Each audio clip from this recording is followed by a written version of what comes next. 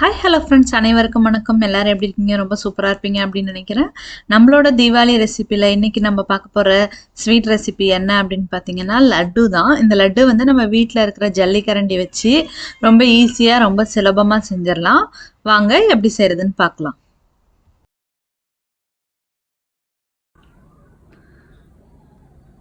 First laddu செய்கிறதுக்கு வந்து 1 cup அளவுக்கு கடலை மாவு, 1 கப் அளவுக்கு சர்க்கரை எடுத்துருக்கேன்.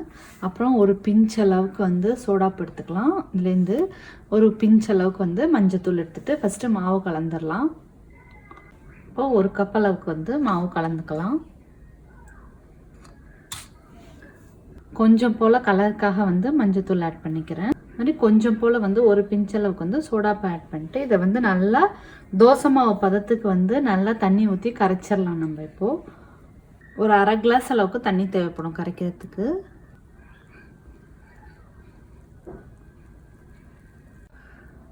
இப்போ வந்து மாவு நல்லா கரைச்சாச்சு, எந்த கட்டியும் இல்லாமல் கரைச்சிட்டேன். பாருங்கள், நல்லா தோசை மாவு பதத்துக்கு கரைச்சிருக்கேன். இப்போ வந்து எண்ணெய் வந்து நம்ம நல்லா சூடாக பண்ணிடணும். எண்ணெய் வந்து நல்லா காஞ்சிருந்தா நம்ம போட்டு எடுத்துடலாம், பூந்தி பொரிச்சிடலாம். இப்போ வந்து எண்ணெய் நல்லா சூடாக இருக்குது.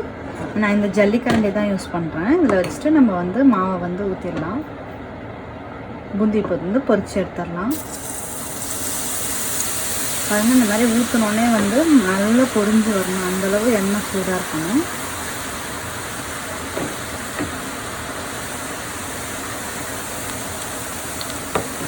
இதுக்கு மேலே போடாதீங்க. பூந்தி வந்து ரொம்ப நேரம் வேக தேவையில்ல, ஒரு 30 செகண்ட்ஸ் இருந்தால் போதும். ரொம்ப மொறுமொறுன்னு எடுத்துடாதீங்க, இந்த பதம் கரெக்டாக இருக்கும்.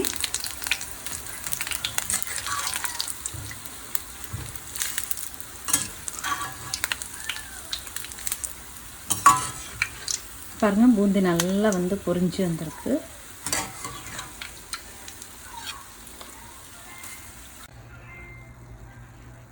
பாருங்கள், பூந்தி வந்து நல்லா பொரிஞ்சு வந்திருக்கு. பார்க்கவே நல்லா மணிமணியாக நல்லா தெரியுது. இதை ஒரு வாட்டி ஃபுல்லாக வடிகட்டிக்கினா எண்ணெய் வந்து போயிடும். இப்போ இதே மாதிரி வந்து இருக்கிற மாவு எல்லாத்தையும் வந்து பூந்தி பொரிச்சு எடுத்துடலாம். பூந்தி ஃபுல்லாக வந்து இப்போ பொரிச்சு எடுத்துட்டேன். பாருங்கள், நல்லா வந்து பூந்தியாக நல்லா வந்திருக்கு. இப்போ நம்ம சக்கரை பாவு சேர்த்துடலாம். 1 கப்பு வந்து சுகரு, கூடவே வந்து 1/4 கப் அளவுக்கு தண்ணி சேர்த்துக்கோங்க. இது நல்லா கரையட்டும். இப்போ பாவு நல்லா வந்து கொதிச்சு வருது. நமக்கு வந்து ஒரு கம்பி பதம் அளவுக்கு வேணும்.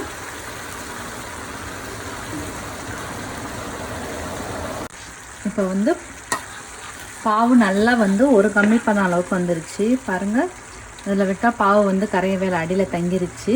ஸோ நம்ம வந்திருக்கு. ஸோ இந்த பதத்துக்கு வந்ததுக்கு அப்புறம் நம்ம வந்து அடுப்பை ஆஃப் பண்ணிவிட்டு பூந்தியை போட்டு கலர ஆரம்பிச்சிடலாம்.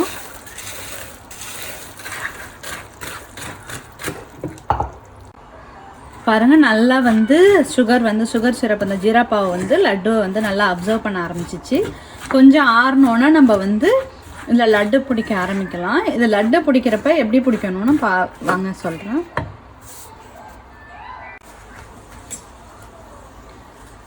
இப்போது இந்த பூந்தியை வந்து நல்லா நம்ம பிடிக்கிறதுக்கு முன்னாடி ஒரு 2 ஏலக்காய் வந்து மிக்ஸி ஜாரில் சேர்த்துக்கிறேன்.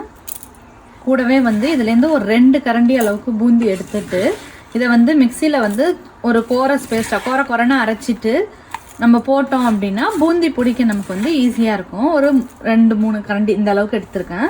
எடுத்துகிட்டு இதை ஒரு வாட்டி லைட்டாக ஒரு மிக்சியில் வந்து ஒரு பல்ஸ் விட்டு எடுத்துட்டோம்னா நமக்கு பூந்தி பிடிக்க வந்து ரொம்ப ஈஸியாக இருக்கும்.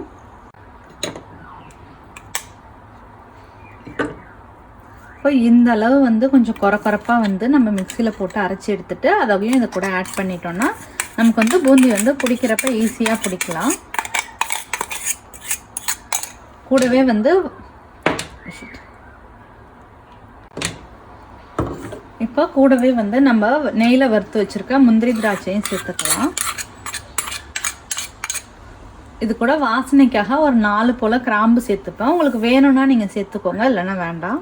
இப்போது முந்திரி திராட்சை எல்லாத்தையும் வந்து நல்லா ஒரு வாட்டி கலந்துட்டு அதுக்கப்புறம் வந்து லட்டு பிடிச்சிடலாம்.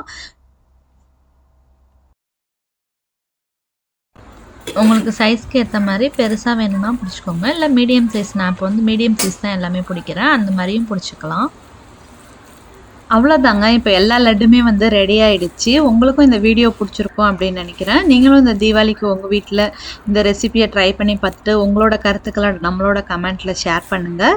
இந்த வீடியோ உங்களுக்கு பிடிச்சதுன்னா நம்ம சேனலுக்கு வியூவர்ஸ் கிச்சனுக்கு சப்ஸ்கிரைப் பண்ணுங்கள்.